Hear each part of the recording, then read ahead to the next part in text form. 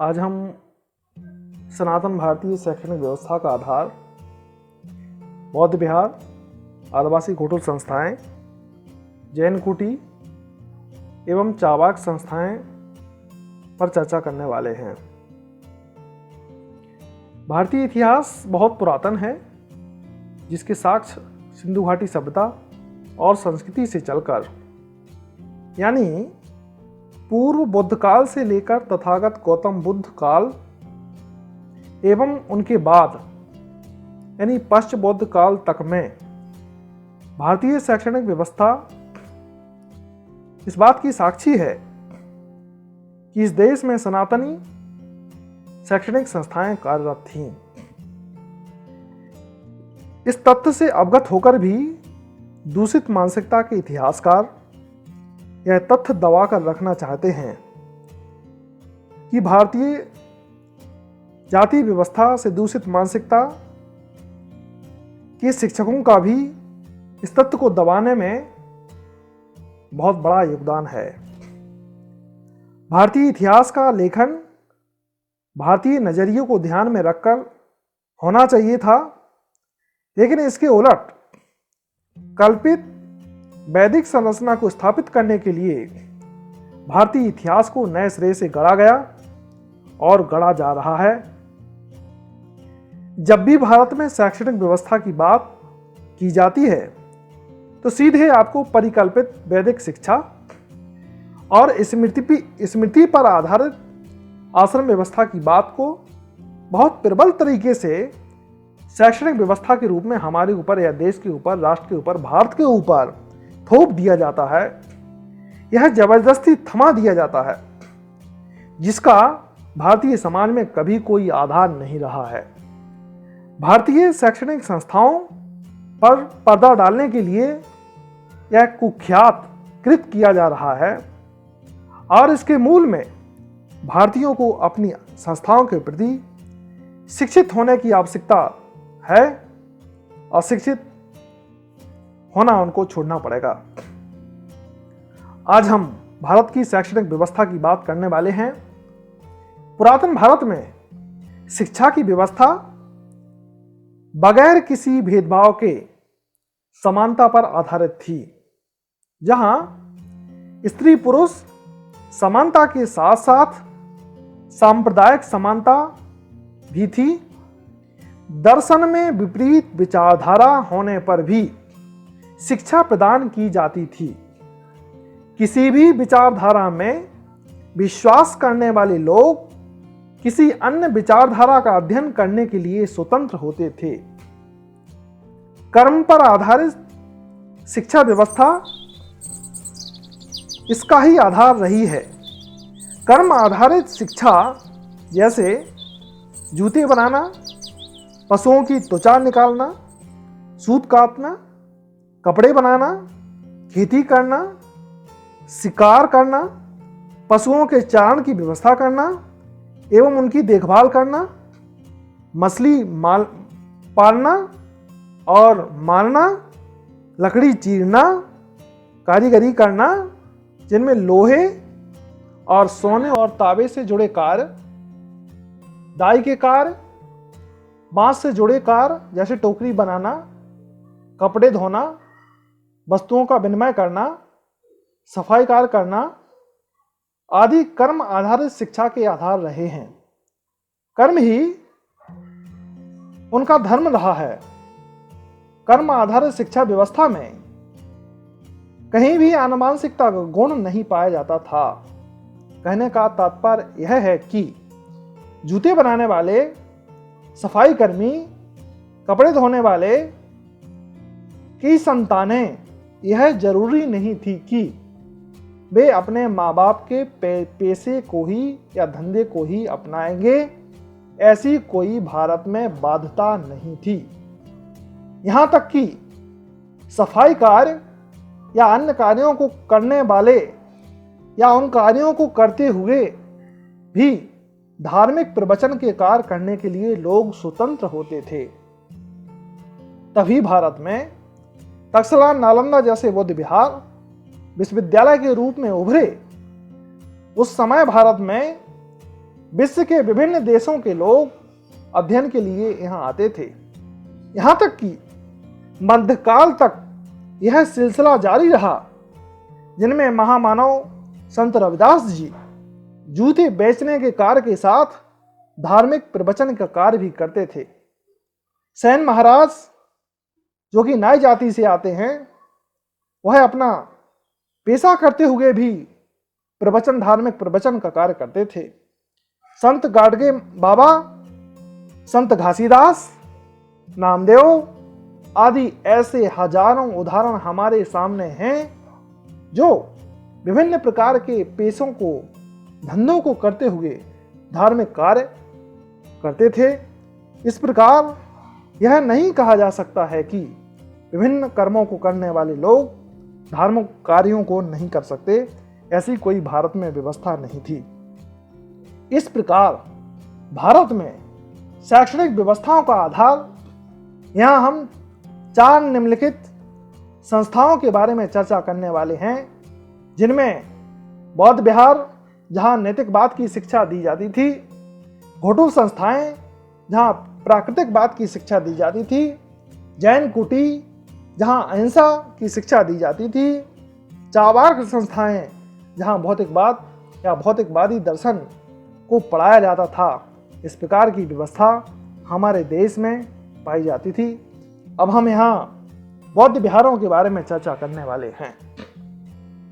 सिंधु घाटी सभ्यता और संस्कृति, यानी पूर्व तथागत गौतम बुद्ध का काल के पहले, उनके समय और उनके बाद।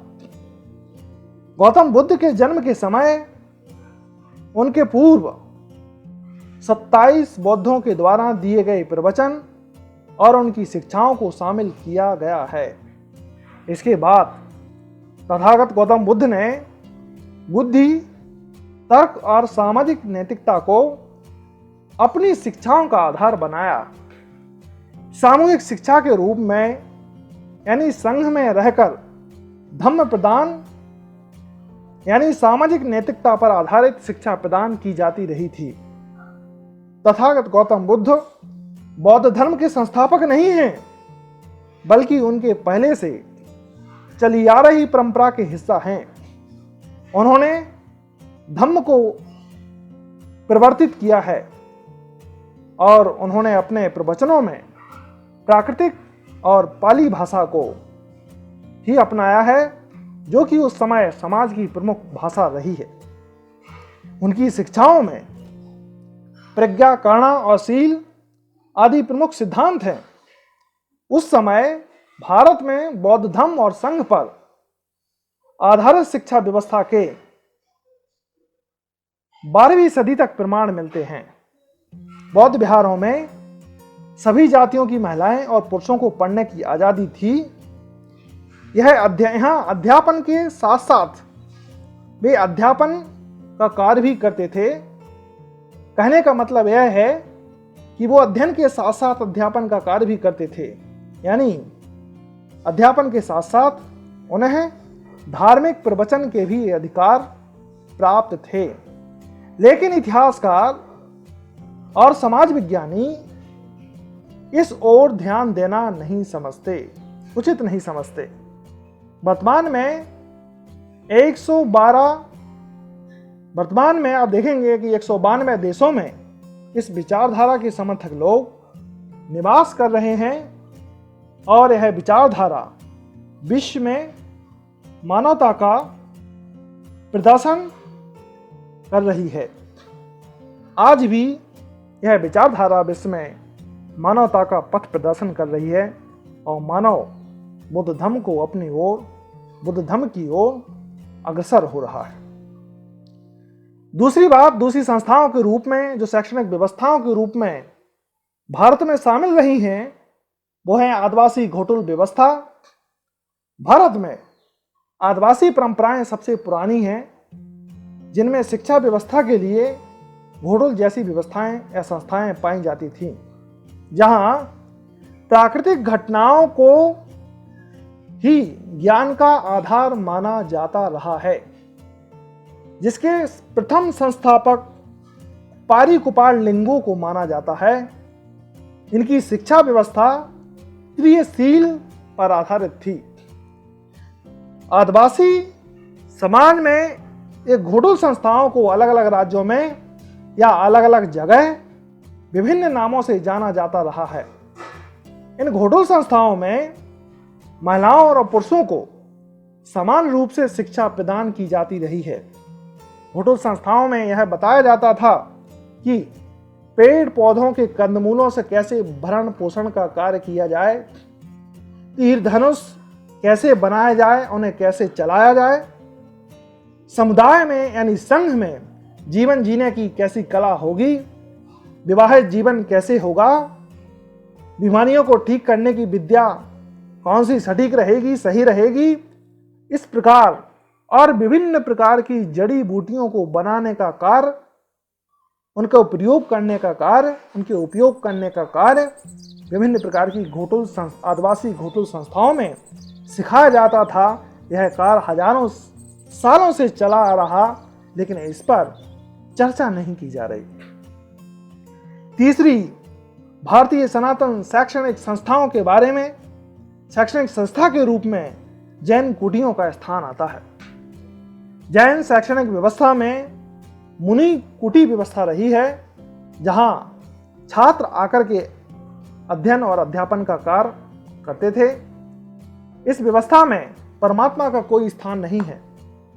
भगवान महावीर स्वामी जैन धर्म के संस्थापक नहीं हैं, बल्कि उनके जन्म के पहले से चली आ रही जैन परंपरा के वे अनुसांगी हैं, उसका अनुसरण करते आ रहे हैं।